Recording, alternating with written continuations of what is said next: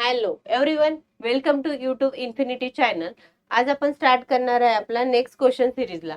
बघा, त्याआधी एक मी तुम्हाला इन्फॉर्मेशन सांगते. एक आपण गेम चेंजर बॅच आपण लॉन्च केली आहे. या बॅच मध्ये तुम्हाला TCS आणि IBPS पॅटर्न नुसार पूर्ण क्वेश्चन पॅटर्न नुसार जो टॉपिक कन्सेप्च्युअल टॉपिक आहे ते पूर्ण तुम्हाला या सिलेबस या बॅच मध्ये घेण्यात येईल. ही बॅच तुम्हाला परचेस करायची असेल तर या बॅच मध्ये ही बॅच या नंबरला जाऊन कॉन्टॅक्ट करायचा आहे. या बॅच बद्दल तुम्हाला टोटल डिटेल इन्फॉर्मेशन दिली जाईल किंवा या ऍड्रेसला येऊन तुम्ही स्वतः व्हिजिट करू शकता. येणाऱ्या अपकमिंग एक्झाम मध्ये तुम्हाला टेक्निकल प्लस नॉन टेक्निकलचा पूर्ण सिलेबस या बॅच मध्ये आपण कव्हर केलेला आहे. बघा, आपण लास्ट सेशन मध्ये एक क्वेश्चन घेतला होता. लास्ट मध्ये ते कॅम्बरचा क्वेश्चन होता. तशी लिहिताना माझ्याकडून थोडी मिस्टेक झाली, तर आज मी ते करेक्शन करून तुम्हाला एक टेबलच दिला. या टेबलचा स्क्रीनशॉट काढून घ्या आणि तुमच्या नोटबुक मध्ये तो नोट डाऊन करा. बघा, द नेक्स्ट क्वेश्चन आहे आपला. The minimum percentage of ingredient in cement is that of. First आहे 60 to 65%, 70 to 25%.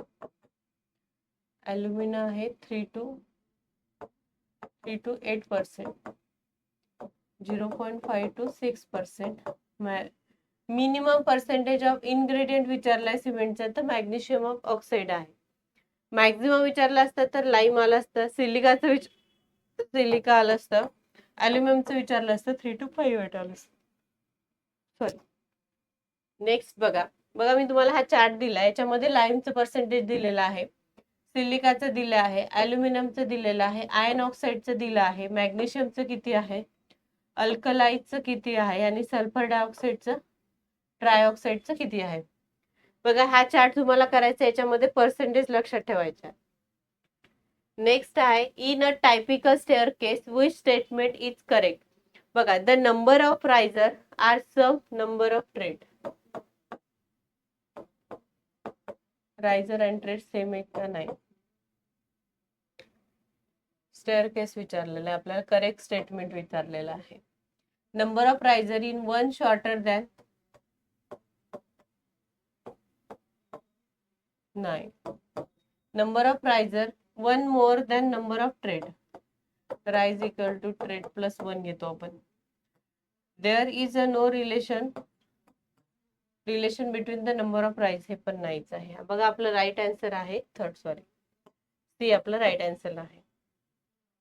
बघा, तुम्ही काय केलं, स्टेअर केसचे टाइप्स माहिती असते, स्टेअर केसच्या तुम्हाला डायमेन्शन माहिती असलेल्या असत्या, पब्लिक मधले काय, रेसिडेन्शियल बिल्डिंगच्या काय, पब्लिक बिल्डिंगच्या काय आहे, किंवा स्टेअरकेसचे कंपोनंट विचारतात, कंपोनंटवर क्वेश्चन आहे, स्टेअरकेसचे टाइप्स विचारणार, कधी कधी डायग्राम देणार आणि विचारणार कुठल्या टाइपची डायग्राम आहे म्हणून. तर काय करायचंय तुम्हाला, स्टेअरकेसचा पूर्ण पार्ट परत तुम्हाला एक प्रॉपर रिवाइज करायचा आहे. बघा, यांनी काय केलं, आधी ते सरळ सरळ एखादी डायग्राम दिली असते किंवा नोटेट करून दिले असते की या पॉइंटला काय म्हणतात, ऑप्शन दिले असते. पण यांनी काय केलं, आता स्टेटमेंट मध्ये विचारतात. तर जेणेकरून काय आहे की तुम्हाला स्टेटमेंट मध्ये विचारण्यासाठी तुम्हाला तुमचा प्रॉपर स्टडी असणं महत्वाचं आहे. नेक्स्ट आहे डमी ऍक्टिव्हिटी. डमी ऍक्टिव्हिटी काय आहे की या डमी ऍक्टिव्हिटीला कुठला रिसोर्स लागत नाही, कुठला टाइम लागत नाही. डमी ऍक्टिव्हिटी आपण कशाने हे करतो, डॉटेड लाईननी डिनोट करतो. बघा, आता सपोज फर्स्ट आहे डमी ऍक्टिव्हिटीचं हेचा, it is a artificial activity आहे, बरोबर. Represent on arrow diagram, dotted line, बरोबर. Does not require the any time, बरोबर आहे. ऑल ऑफ द अबव, म्हणजे आपला आन्सर बरोबर आहे. आता बघा, सीपीएम मध्ये डमी ऍक्टिव्हिटी, आता जेव्हा तुम्ही सीपीएम मध्ये हे दिलं जातं, तुम्हाला एखादी डायग्राम दिली जाते, त्याच्यानुसार तुम्हाला विचारते ते की क्रिटिकल पाथ कुठला आहे, किंवा कधी कधी ऑप्शन म्हणजे हे देते, टेबल देते, तुम्हाला फ्लो डायग्राम काढायला सांगते. तर त्याच्यामध्ये डमी ऍक्टिव्हिटीचा काय रोल आहे ते इथे विचारलेलं आहे. आणि डमी ऍक्टिव्हिटीवर तुम्हाला आता नवी मुंबई महानगरपालिका 2025 मध्ये झालं, तिथे सेम क्वेश्चन होता डमी ऍक्टिव्हिटी बद्दल, बस स्टेटमेंट त्यांनी थोडे चेंज केले होते. आणि एका स्टेटमेंट मध्ये हेच आन्सर होतं की arrow diagram by the dotted line. Dummy activity आपण डॉटेड लाईननी मेन्शन करतो. आणि 3 क्वेश्चन तुमचे रॉंग होते. म्हणजे 3 ऑप्शन, एक करेक्ट होतं. यासाठी काय झालं की डमी ऍक्टिव्ह बद्दलची तुम्हाला पूर्ण इन्फॉर्मेशन असणं महत्वाचे आहे, जेणेकरून तुमचे स्टेटमेंट वाईज पण क्वेश्चन रॉंग होणार नाही. बरोबर. नेक्स्ट आहे material is required the M20 grade concrete in nominal mix. बघा आता M25 साठी विचारलाय. तर बघा हा चार्ट लक्षात ठेवा. 7.5 M10 M का आहे मिक्स.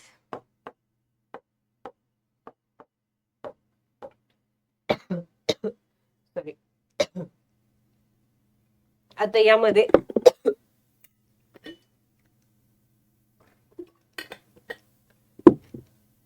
बघा आता हा यामध्ये काय आहे 5 आहे. इथे 5 घ्यायचं. 4 3 2 1.5 आणि 1 काय कमी कमी करत जायचं. इथे काय डबल 10 8 6 4 3 2.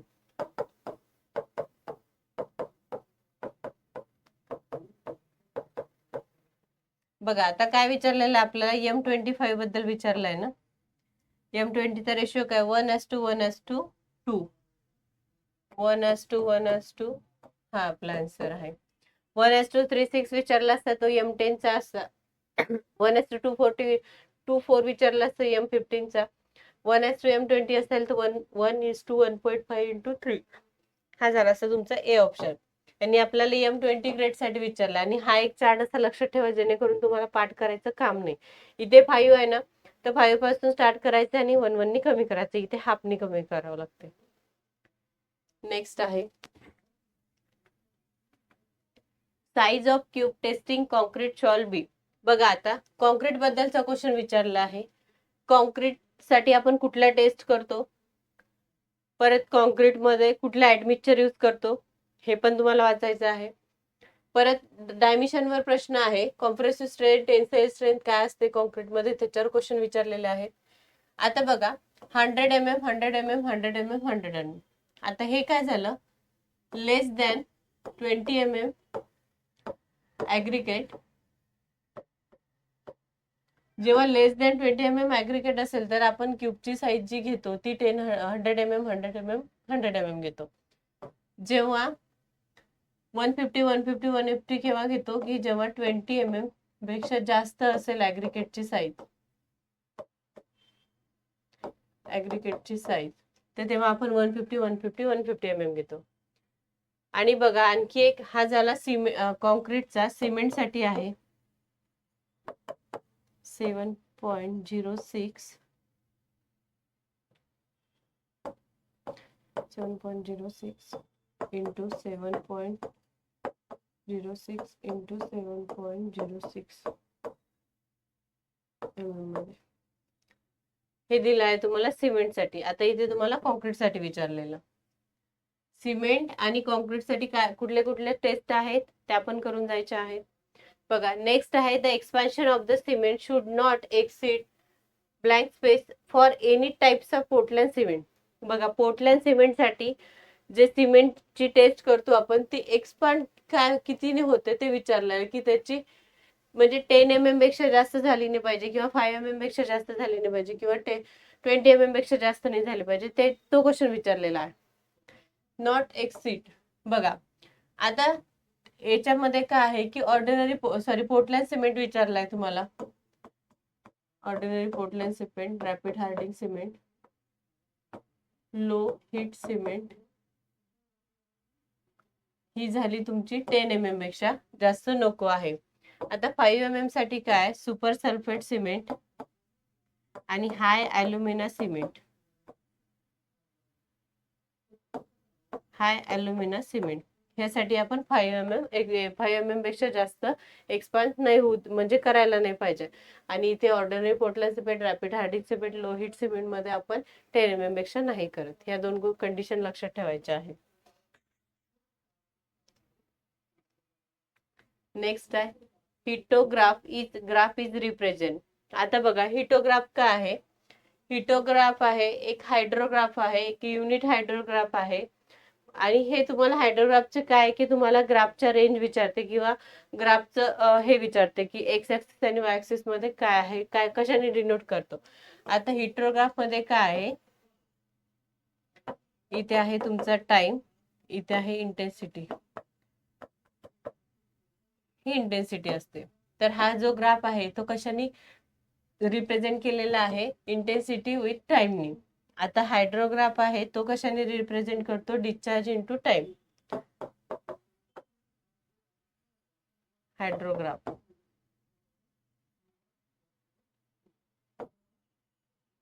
इथे काय, डिस्चार्ज इंटू टाइम. आता बघा तुम्हाला यामध्ये काय करायचं आहे की इथे पूर्ण हायड्रोग्राफ बद्दल जेवढे पण तुम्हाला ग्राफ विचारलेले आहेत ते तुम्हाला पूर्ण ग्राफ एक वेळेस परत रीड करायचे. याच्यावर स्टेटमेंट वाईज पण क्वेश्चन विचारू शकते. आता इथे यांनी डायरेक्टली ग्राफ रिप्रेझेंट करा म्हणून विचारलेलं, म्हणून इट्स ओके, आपण डायरेक्टली ग्राफ रिप्रेझेंट कशाने करतो ते सांगितलं आहे. नेक्स्ट आहे बघा, match the list device with the list, use selected the correct answer using the code given by. बघा पिटो ट्यूब कशासाठी करतो आपण, पिटो ट्यूबचा करतो आपण velocity, measuring the flow pipe and velocity, हे झालं पिटो ट्यूब साठी. मॅनोमीटर साठी काय आहे, प्रेशर. वेंजुरीमीटर साठी काय, आपण डिस्चार्ज मेजर करतो. आणि अॅनोमीटर मध्ये साठी काय आहे, एअर आणि गॅसची वेलोसिटी मेजर केली जाते. तर 2 1 4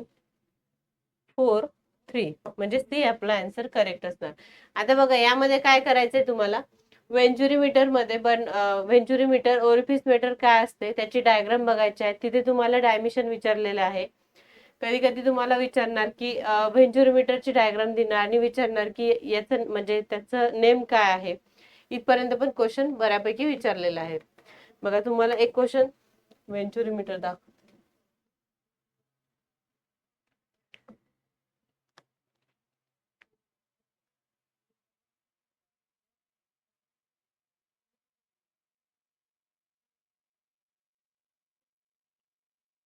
बघा हे तुम्हाला व्हेंच्युरोमीटरची डायग्राम आहे.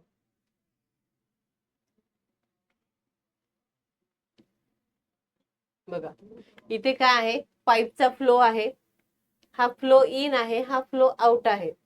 कन्व्हर्जिंग कोन आणि डायव्हर्जिंग कोन याबद्दल क्वेश्चन विचारलेला आहे स्टेटमेंट मध्ये. बघा कन्व्हर्जिंगचा जो कोन आहे तो काय आहे, म्हणजे काय होतंय, हा कमी या साईडने जात आहे ना.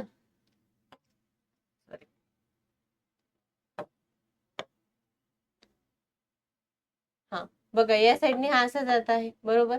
आणि डायव्हर्जिंग मध्ये काय की तो फुल्ली फोर्स होत आहे, म्हणजे तो आउटसाइड जात आहे, बरोबर आहे फ्लो पाईपचा. इथे या फ्लोवर क्वेश्चन विचारलेला आहे. परत त्यांनी इथे डायमेन्शन किती असते ते विचारलेलं आहे. स्टेटमेंट वाईज क्वेश्चन बऱ्यापैकी विचारलेला. आणि डायव्हर्जिंग कोन आणि कन्व्हर्जिंग कोन काय आहे, कुठे आहे, हे केलेलं आहे त्यांनी, लोकेट केलेलं आहे ते बघून जा. नेक्स्ट आहे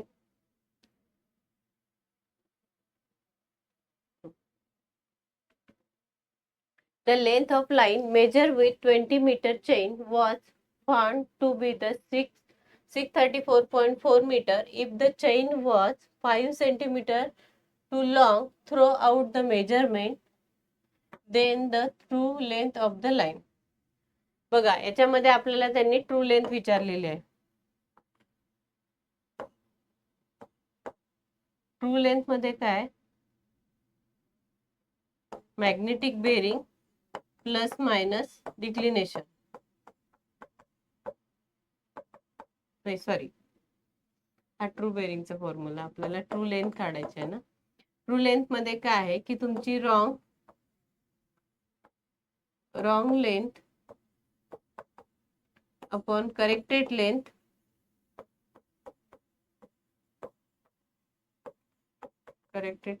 into measured distance.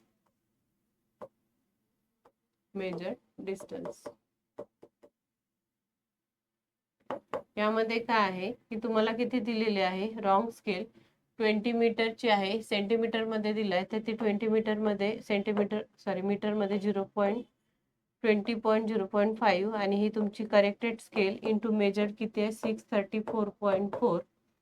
आता बघा यामध्ये कसं आहे की ऑप्शन थ्रू जायचं असेल, सपोज एवढं कॅल्क्युलेशन करत बसण्यापेक्षा ऑप्शन थ्रू जायचं असेल, काय विचारलेलं आहे टू लॉंग, म्हणजे काय आहे की 634 पेक्षा जास्त येणार. आता बघा 632 येणार नाही, 634 पेक्षा जास्त पाहिजे. 634.42 हे तर ऍज इट इज सारखंच आहे, नाही येणार. आणि 634.42 हे पण ऍज इट इज आहे, हे पण नाही येणार. 635.98 हे आपलं राईट आन्सर असणार आहे. म्हणजे काय सांगितलंय त्यांनी की 5 सेंटीमीटरनी लॉंग झालेली आहे 20 मीटरची चेन, तर ती काय येणार 634 पेक्षा जास्तच येणार ना. इथे त्यांनी म्हटलं असतं की शॉर्ट झाली आहे, तर 634 पेक्षाचे कमी ऑप्शन, म्हणजे कमीवाले ऑप्शन बघायचे.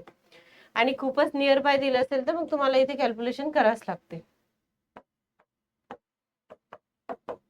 इथे काय आलं 635.4 986 मीटर, हे झाली आपली ट्रू लेंथ. मग आता ट्रू एरियावर पण तुम्हाला असा क्वेश्चन विचार किंवा मेजर्ड एरिया मेजर्ड डिस्टन्सवर पण तुम्हाला क्वेश्चन विचारलेले आहेत. Calculate the approximate cost of the 2 stories building 250 meter square plinth area for each floor at rate 3000 per meter square of the construction work. काय त्यांनी कॉस्ट विचारले आहे ना, अप्रॉक्सिमेट विचारलेलं आहे. अप्रॉक्सिमेट कॉस्ट काय आहे, 2 stories बिल्डिंग आहे, बरोबर आहे. 250 मीटर स्क्वेअर हा काय आहे, प्लिनचा एरिया आहे. Plinth area into rate. आता बघा प्लिंथ एरिया काय आहे 250 इंटू रेट काय 3000. आणि आपल्याला काय विचारलेलं आहे त्यांनी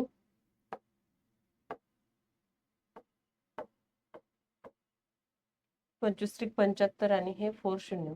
आता याच्यामध्ये काय विचारलंय त्यांनी 2 स्टोरीज आहे, म्हणजे प्लिंथ जी आहे ते आपल्याला 2 स्टोरीजला. आता बघा आता हा तुमचा झाला प्लिंथ एरिया, आपण या प्लिंथ एरियालाच कन्सिडर करतो ना, first floor second floor third floor. तर सेम आहे की प्लिंथ एरिया जो आहे त्यालाच मल्टिप्लाय करायचं आहे 2 स्टोरी, म्हणजे काय आहे 2 मजले आहेत, तर काय होते इंटू 2. हे आलं 1,15,000 नाही 15 लाख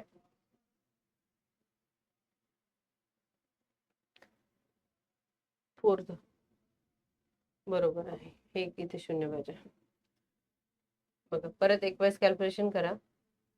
75 2 150 आणि हे 40. हे तुमचं राईट आन्सर असणार आहे फर्स्ट वन.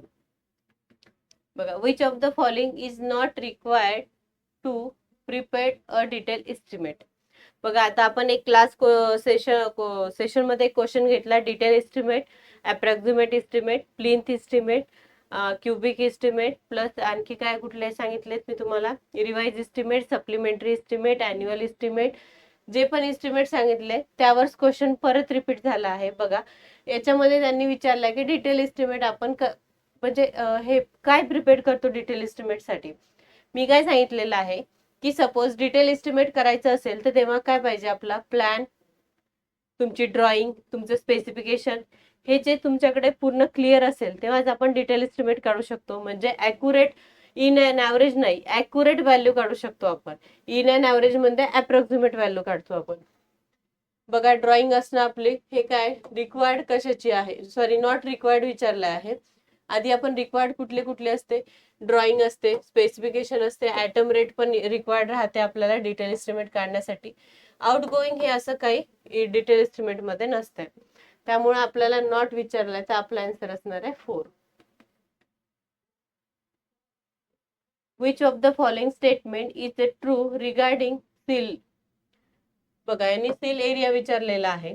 याच्यामध्ये बघा तुम्हाला स्टेटमेंट वाईज क्वेश्चन मध्ये विचारलेलं काय गेलेलं आहे, it is the horizontal member, हा एक हॉरिझॉन्टल मेंबर असतो, बरोबर आहे.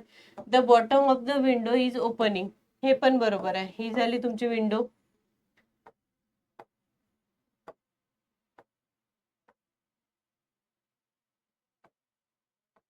हे झाले सपोज तुमची विंडो.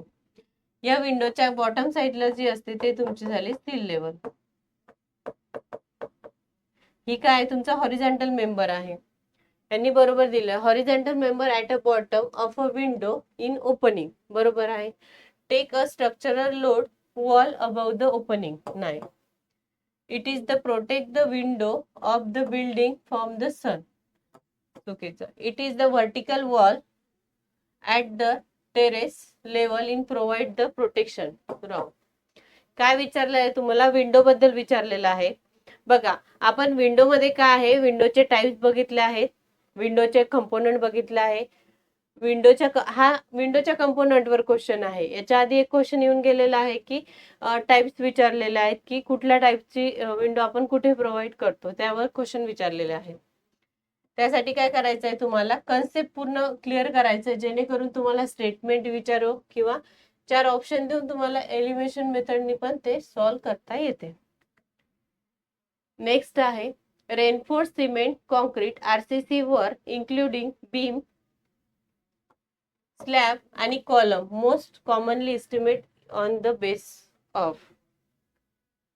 बघा, जे आरसीसीचं वर्क आहे ते आपण कशामध्ये मेजर करतो?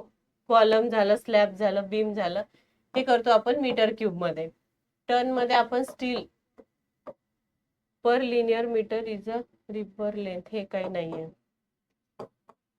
पर स्क्वेअर मीटर हे प्लास्टरिंग मध्ये करतो. यांनी काय विचारलंय की जे आरसीसीचं वर्क आहे ते कशामध्ये आपण रिप्रेझेंट करतो, म्हणजे कुठल्या युनिट मध्ये करतो. आता बघा, तुम्हाला एस्टिमेट मध्ये युनिट विचारलेले आहेत, तर युनिट मध्ये काय करायचे की तुम्हाला फक्त हे 4च युनिट नाही पाठ करायचे, असे 20 ते 22 युनिट आहे मॅक्झिमम वेळेस विचारलेले. त्या युनिटवर तुम्हाला हा पूर्ण क्वेश्चन तिथे तुमचा सॉल्व्ह होतो. आज यांनी तुम्हाला आरसीसीचं विचारणार, उद्या प्लास्टरचं विचारणार, कधीतरी तुम्हाला याचं डॅडोचं विचारणार. एक क्वेश्चन आता महानगरपालिकेमध्ये आलेला होता की डॅडोचे युनिट काय आहे, जे की आपण बाथरूम मध्ये प्रोव्हाइड करतो. मला वाटतं मी तो क्वेश्चन घेतलेला आहे. एक डॅडोचं हे दिलंय, स्टेटमेंट दिलेलं आहे आणि ते तुम्ही प्रोव्हाइड कुठे करता आणि त्याचा एरिया म्हणजे तुम्ही त्याला युनिट कुठलं देता, हे मेजर करण्याचं युनिट कुठलं असणार, असा क्वेश्चन इथे विचारलेला. नेक्स्ट आहे बघा, आता आपण इथे हा एक क्वेश्चन आहे. Cantilever beam subjected to uniformly distributed load over the full length, magnitude of the maximum bending moment given the uniformly distributed load, total length of the cantilever. आता बघा, यामध्ये कॅन्टिलिव्हरचे 6 टाइप्स आहेत. आता ते 6 टाइप्सचे फॉर्म्युले मी तुम्हाला सांगणार. बघा, आपण स्टेप बाय स्टेप बघू. फर्स्ट बघणार आपण point load at free end. हा झाला तुमचा कॅन्टिलिव्हर. आपण क्वेश्चन आन्सर बघूया, थांबा 2 मिनिटं. सॉरी, फ्री एंडला तुमचा पॉइंट लोड आहे, बरोबर. आता हा झाला डब्ल्यू, ही झाली तुमची लेंथ. हे स्टेटमेंट आपल्याला दिले. आता याची एसएफडी बघा. एसएफडी मध्ये काय आहे की हा आर ए जेवढा वरती आहे तेवढाच तुमचा जो वेट आहे ते खाली येत आहे, म्हणजे हे काय झालं तुमचा W SFD.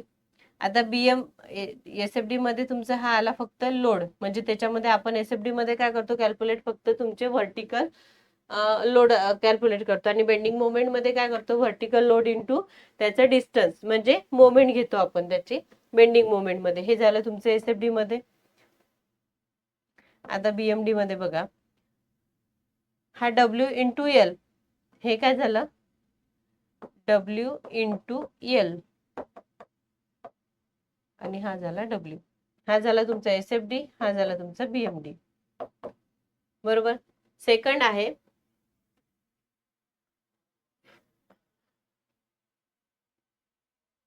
At load at any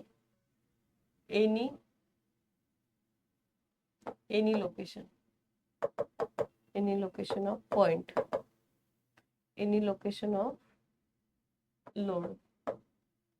बघा याच्यामध्ये काय आहे की कुठल्याही लोकेशनला आपण तो लोड प्रोव्हाइड करू शकतो. सपोज मी आता इथे थोडं सेंटरच्या अलीकडे केलाय. ही झाली तुमची ए आणि ही झाली तुमची बी. बघा याच्यामध्ये काय येईल एसएफडी. एसएफडी बघा इथून इकडे कुठे लोडच नाहीये. हा झाला तुमचा आर ए. बघा हे काय झालं तुमचं, हा तुमचा झाला डब्ल्यू. ही झाली तुमची एसएफडी. आता बीएमडी मध्ये काय, इथून इथपर्यंत कुठलाच लोड नाही. परत तुमची बीएमडी काय डब्ल्यू इंटू एल. बरोबर. फर्स्ट याच्यामध्ये काय होतं की पॉइंट हा फ्री एंड मोमेंटला होता आणि याच्यामध्ये हा आपण थोडासा सेंटरच्या पलीकडे घेतलाय. तर आपले फॉर्म्युले बघा कसे आलेत. आता हा झाला तुमचा सेकंड पॉइंट. आता थर्ड मध्ये काय आहे,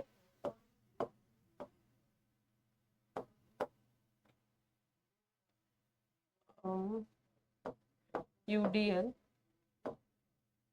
ऑल ओव्हर स्पॅन. आता बघा हा आपला क्वेश्चन विचारलेला आपल्याला. हा तुमचा कॅन्टिलिव्हर बीम, हा तुमचा UDL, ही तुमची डिस्टन्स. यामध्ये बघा एसएफडी काय येते. ही झाली तुमची RA. आता बघा इथे काय राहते, ही तुमची W इंटू एल. म्हणजे आपण काय केलं, W इंटू एल. हे काय झाली तुमची एसएफडी. बरोबर. आता बीएमडी मध्ये काय राहते की आता हा हे आहे UDL आहे, सॉरी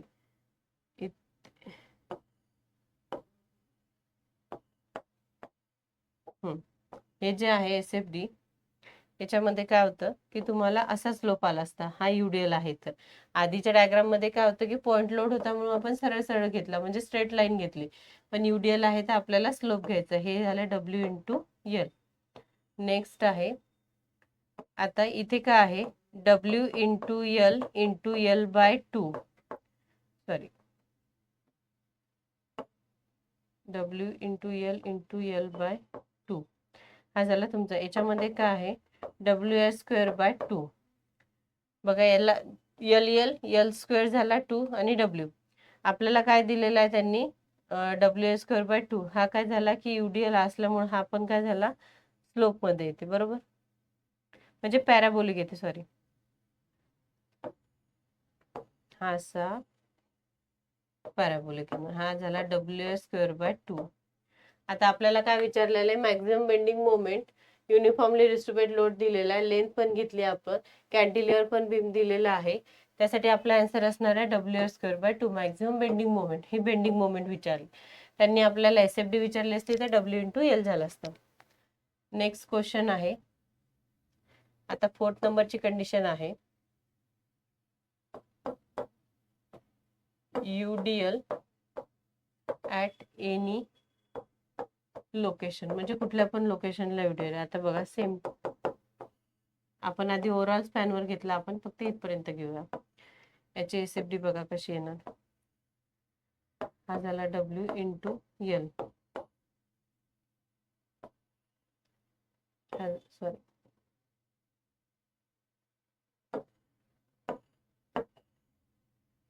हा झाला W इंटू एल. बघा इथे याच्यानंतर कुठे लोड नाही ना, म्हणून आपण काय केलं, इथपर्यंतच घेतला. आपला काय W इंटू एल. हे झाली तुमची एसएफडी. आता बीएमडी कशी काढणार आपण, W इथे ए घ्या आणि इथे हे डिस्टन्सला बी नाव द्या.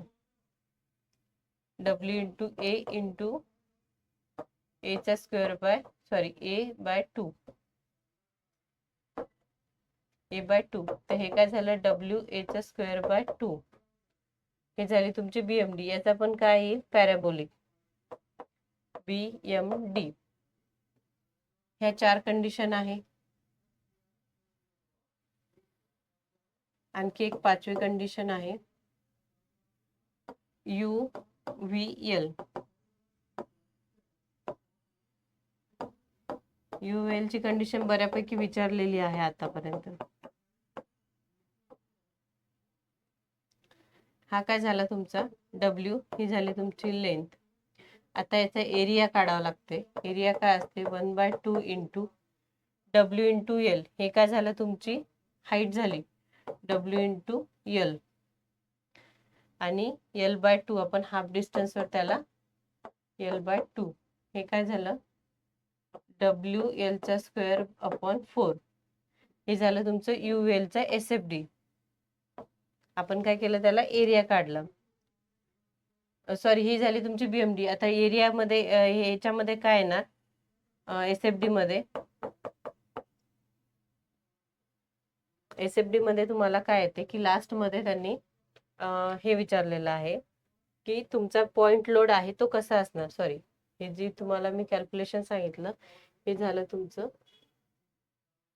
थांबा, हा एरिया जो आहे ना हा पूर्ण घेतलाय ना आपण इथपर्यंत.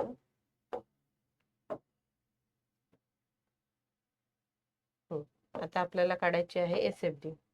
आता SFD मध्ये काय आहे की बघा, हा तुमचा लोड आहे इथे 1/2 इंटू L इंटू W. हा तुमचा UDL होता, ही तुमची लेंथ झाली, म्हणजे हे तुमचं डिस्टन्स आहे W. ही झाली तुमची लेंथ. आपण काय केलं की UL मध्ये आपण एरिया काढतो. एरिया कशासाठी काढतो की तो त्रिकोण म्हणजे काटकोन आहे, म्हणून 1/2 इंटू L इंटू W. हे काय झालं, WL/2. हा झाला तुमचा SFD. SFD मध्ये काय असते की WL/2. आणि BMD बघा कशी निघते याची. BMD मध्ये काय राहते, BMD याच्यामध्ये काय राहते की जो स्पॅन असते आपण हा 1/3 घेतो इथून. 1/3 घेतो आपण, हा 1/3. BMD मध्ये 1/3 इंटू L इंटू WL/2. म्हणजे हे जे डिस्टन्स आहे WL/2 हे SFDचं डिस्टन्स घेतलं इंटू ही पूर्ण टोटल लेंथ आणि 1/3 आहे. तो कुठून आहे, या सेंटर पासून 1/3 आहे. तर आपण त्याला हे करतो. तर याचा आन्सर किती आहे. तुम्ही डायरेक्ट डेरिव्हेशन नाही लक्षात ठेवले तरी फायनल फॉर्म्युले लक्षात ठेवू शकता. यामध्ये काय आहे, हा WL स्क्वेअर अपॉन 6, 3 दुनी 6, आणि हा L इकडे गेला, L चा स्क्वेअर W. हा झाला तुमचा BMD आणि ही झाली तुमची SFD. तुम्हाला हे डिराइव्ह करायला नाही विचारा, डायरेक्ट तुमचा एक तर फॉर्म्युला पार्ट असेल किंवा एक तर तिथे व्हॅल्यू दिली जाईल, तुम्ही फॉर्म्युला घेऊन त्यात पुट करायचं आणि आन्सर काढायचं. हे झाली तुमची 5वी कंडिशन. आता 6वी कंडिशन मध्ये काय आहे, तुम्ही मोमेंट एक्सटर्नल, ही झाली मोमेंट. याचे SFD तर 0च येते, SFD 0. ची बेंडिंग मोमेंट येते फक्त M. ही झाली याची बेंडिंग मोमेंट. आता बघा, मी तुम्हाला या कॅन्टिलिव्हरचे 6 पण केसेस सांगितल्या. तर तुम्हाला काय करायचं आहे, आणखी सिम्पली सपोर्टच्या 6 केसेस आहे. प्रॉब्लेम आणखी एखादा सिम्पली सपोर्टचा घेईल तर मी तुम्हाला ते पण 6 हे, कारण हे आणि ते कन्फ्यूज होईल म्हणून मी आधी आज कॅन्टिलिव्हरचा घेतला. एखादा क्वेश्चन आपण असा घेऊ की त्यामध्ये पूर्ण 6चे 6 पण मी तुम्हाला याच्या घेणार, आपल्या सिम्पली सपोर्टच्या घेणार. आता काय करायचं आहे की फायनल तुम्हाला फक्त फॉर्म्युले लक्षात ठेवायचे. हे आन्सर म्हणजे हे डिराइव्ह कसं केलं किंवा काय असेल, इथे तुम्हाला काय विचारलेलं आहे, डायरेक्ट फॉर्म्युला विचारलाय. केव्हा त्यांनी W ची व्हॅल्यू दिली, CL ची व्हॅल्यू दिलीस, त्यांनी विचारलं असते की तुमची मॅक्झिमम बेंडिंग मोमेंट किती आहे. तर तुम्हाला फॉर्म्युला माहिती असेल तर तुम्ही क्वेश्चन सॉल्व्ह करू शकला असता. बघा, आता आज आपण इथेच थांबूया. आता आपण हे जे आहे क्वेश्चन, बाकीचे राहिलेले क्वेश्चन आपण नेक्स्ट क्वेश्चन सिरीज मध्ये कंटिन्यू करूया. या क्वेश्चन मध्ये तुम्हाला आणखी काही गोष्टी ऍड करून पाहिजे असेल किंवा तुम्हाला याच्यामध्ये आणखी काही इम्प्रूव्हमेंट पाहिजे असेल तर ते तुम्ही मला कमेंट बॉक्स मध्ये सांगा. जेणेकरून काय होईल की मी नेक्स्ट क्वेश्चन सिरीज घेताना मी त्या गोष्टी त्यामध्ये ऍड करेल. जेवढं पण मी आता घेत आहे, बघा एका दिवशी ऍटलीस्ट मी 20 क्वेश्चन पण घेतले तर 20 कन्सेप्ट तुमचे क्लिअर होत आहे, हे मात्र लक्षात ठेवा. फर्स्ट काय आहे की तुम्ही जे 20 कन्सेप्ट क्लिअर करताय ना, तर बघा फर्स्ट सेशन मध्ये तुमचे 20 क्वेश्चन असतील मे बी मॅक्झिमम. तर 20 क्वेश्चन मधला 20 कन्सेप्ट तुम्ही वाचले ना तर तुमचे कुठे पण एक पण मार्क्स जाणार नाही. पण तुम्ही त्या 20 क्वेश्चनचे फक्त 20 ते 4च क्वेश्चनचे जे हे असते तुम्हाला ऑप्शन दिलेले राहते, तुम्ही तेवढाच अभ्यास केला तर काय होईल की तुम्हाला स्टेटमेंट वाईज आलेले क्वेश्चन सॉल्व्ह करता येणार नाही. बघा, ऑप्शन थ्रू जाण्यापेक्षा तुमचा कन्सेप्ट क्लिअर असला ना तर ऑप्शन मध्ये काही विचार होते तुम्हाला येऊ शकते. पण काय, त्याच्यासाठी तुमचा कन्सेप्ट इम्पॉर्टंट आहे. मी तुम्हाला आधीच्या सेशन मध्ये तेच सांगितलं, या पण सेशन मध्ये तुम्हाला तेच सांगत आहे. याच्या मागचं रिझन असं आहे की मी जस्ट तुम्हाला ह्या ज्या गोष्टी आहे मी स्वतः केल्या आहेत ट्राय, म्हणून मी तुम्हाला सांगते की कन्सेप्ट थ्रू जा. कन्सेप्ट थ्रू गेल्याने काय होईल की कुठला क्वेश्चन सुटणार नाही, कुठला टॉपिक सुटणार नाही.